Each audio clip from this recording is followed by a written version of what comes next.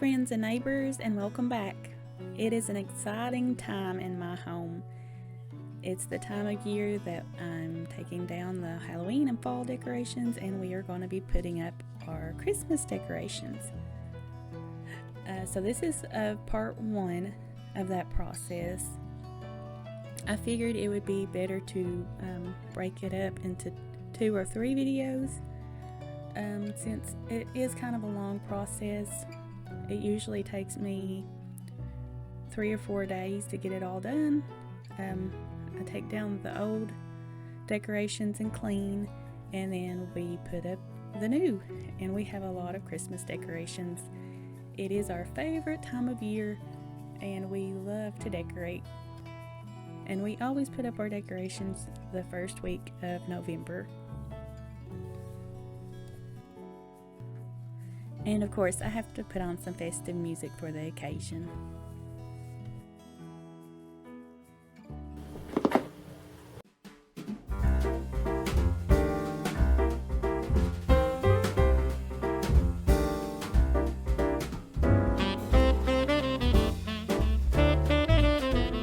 I bought some new curtains for the living room this year.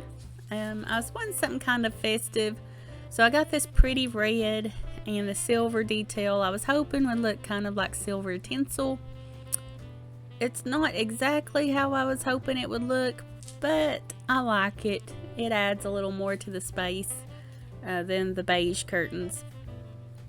But I don't like the sheer curtains with it. They look kind of orangey next to that bright red. So I probably will buy some new sheer curtains. I don't know yet if I'm going to go with a green or a white. I'm leaning towards green. But I had to have my oldest son help me with the curtains, so I didn't have to climb. He got them down for me and put them back up.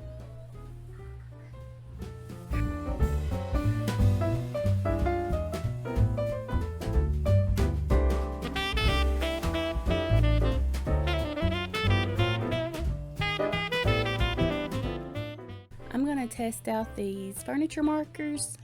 I've had them in my Amazon cart for a while, and I finally decided to buy them and try them. I wasn't sure how they would work, but they were less than $10, so I decided to go ahead and try. Now the instruction says to start with the lightest color marker and work your way up, so that's what I did the first time. But then after that, I tested the marker that matched on another section, and I didn't see any difference between layering all the colors and using just the one color.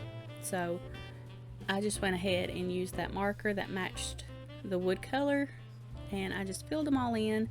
I did one round and I let it dry, and then I did a second coat on them.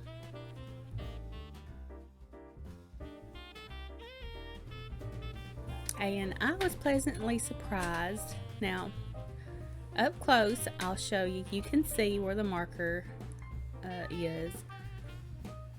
But let's be honest, nobody really gets that close to your couch. So if you back up and look at it, it looks so much better than it did.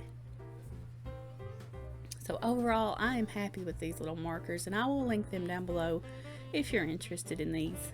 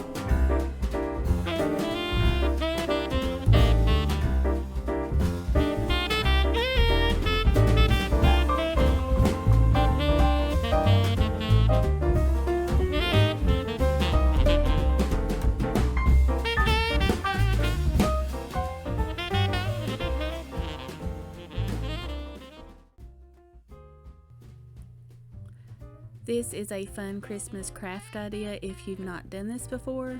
These are salt dough ornaments, and we made these 3 years ago. And I just went on Google and looked up a salt dough recipe. It was really easy to make. Mixed it together, and then we rolled it out and used cookie cutters to cut out the shapes, and everybody got their own ornament.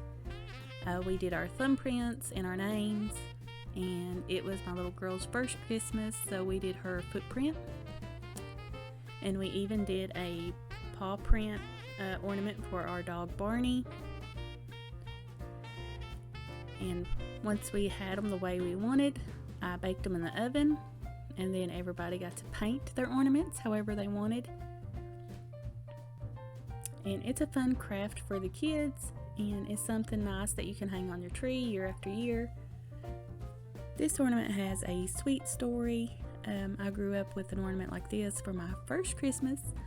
When I was a kid, it was destroyed in storage one year, and I was telling my husband about it, and I found one on eBay to show him what it looked like, and he bought it for me. So this is exactly like the one I had growing up.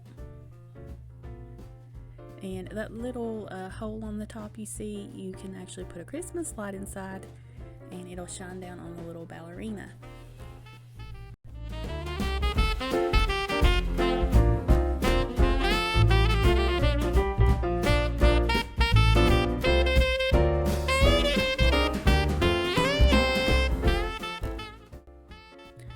Okay friends, that's it for this video. I will see you in a few days for part 2, where I'll be doing the kitchen and dining room and finishing the living room.